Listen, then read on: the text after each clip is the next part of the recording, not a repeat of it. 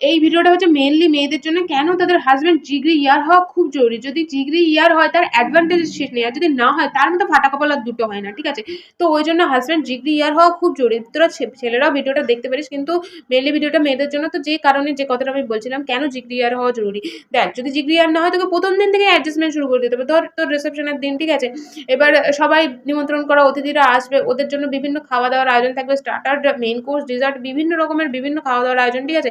এবার তুই যে ভুকি আত্মা, সেটা তো তুই যদি তোর হাজবেন্ডের সাথে তুই ফ্র্যাঙ্ক না হস, তুই তো বলতে পারবি না যে ভাই আমি আমি একটা ভুকি আত্মা, আমি না খেতে পেয়ে মরে যাবো। আর ওরা যারা আসবে আমি ওদের দিকে যেরকম ভাবে তাকাবো না খেতে পাওয়ার জন্য, আমার তাকানো দেখে ওরা মরে যাবে ভাই।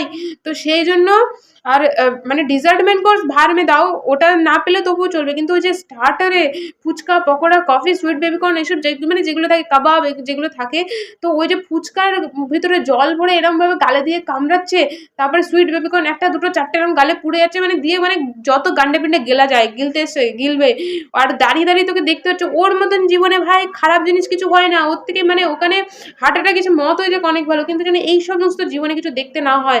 তো সেই যদি দেখতে না হয় তার জন্য তোর হাজব্যান্ড জিগরি ইয়ার হওয়াটা খুব জরুরি। হাজব্যান্ড যদি জিগরি ইয়ার না হয় তাহলে তো তুই বলতেও পারবি না, আর তোকে ওই সমস্ত দেখতে হবে, সহ্য করতে হবে। ভাই যারা ফাস্টফুড ভালোবাসে তাদের প্রথম দিন থেকে অ্যাডজাস্টমেন্ট শুরু, চরম লেভেলের অ্যাডজাস্টমেন্ট। তাই ভাই যদি হাজব্যান্ড জিগরি আর না হয় বিয়ে করিস না ভাই, প্রচুর অ্যাডজাস্টমেন্ট, ওর থেকে একা থাক ভাই, অনেক ভালো।